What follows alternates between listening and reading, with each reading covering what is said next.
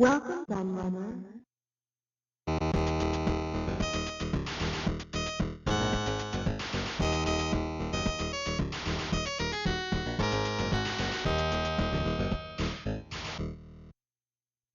Now those of you who watch my channel regularly will no doubt remember a little video I made about the obscure ZX Spectrum based Hobbit console and its Russian origins.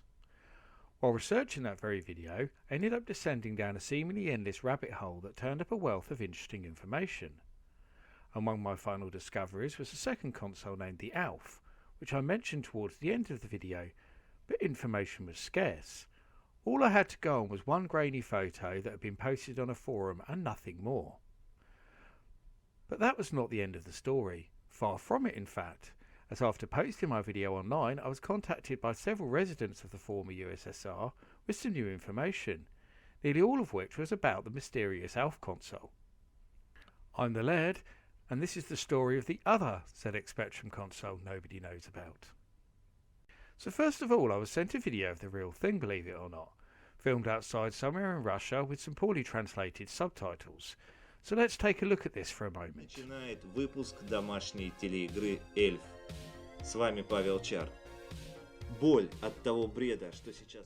It was confirmed by the person who made this that this was indeed a proper cartridge-based console, unlike the Hobbit, which used tapes. Came with Nintendo Famicom-style joypads, no doubt trying to copy the many Russian clones of it, such as the Dendy, and also originated from the former Soviet state of Belarus, now of course a country of its own once again. Sadly, this Alf console no longer worked, and the owner had no idea what was wrong with it, so was unable to film any further footage of it in action. Shortly after being sent a link to this video, I was also sent some high-resolution photos of the Alf that show everything much more clearly than ever before, and also included images of the controllers, cartridges, and the distinctive logo too, which was missing from the previous image I had seen. With that Alf TV Game logo in mind though, let's just rewind for a moment. After the Hobbit video, several people have suggested that the Alf console was in fact named the Elf, and it was a mistranslation from the Cyrillic alphabet. The case for this only intensified once these images surfaced, as the logo clearly depicts a little man running away from a dragon, very reminiscent of The Hobbit and Lord of the Rings, which of course both feature elves. However, this was soon debunked by several native Russian speakers, who assured me that the name was definitely Alf, and this also fitted with my original observation that the font used on the logo was near identical to the one used in the Alf TV program, as you can see here.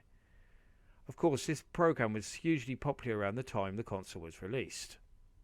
New information continued to roll in from here, as I was also made aware of a website called zxbyte.ru, which contained a dedicated section on the Alf TV game. Here you can find tons of high quality photos, schematics, pictures of the motherboard, software downloads, ROM disassemblies, cartridge layouts, and so much more. I was honestly blown away by the wealth of information available here. It's truly staggering and really helps to lift the lid on this oddity. From here I also discovered that the company that produced the Alf TV game was called OJSC Tvestatron, and is still going to this very day, producing all sorts of manufactured electronics.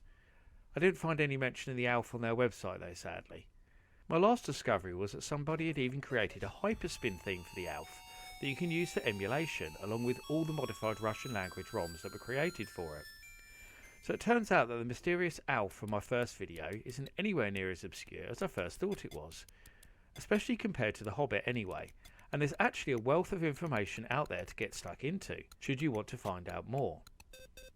I'm going to leave you with some gameplay footage of various Alf game cartridges in action, but before I go I just wanted to thank my Patreons, especially John DiLiberto, Mark Slorence and Thunder Fundington.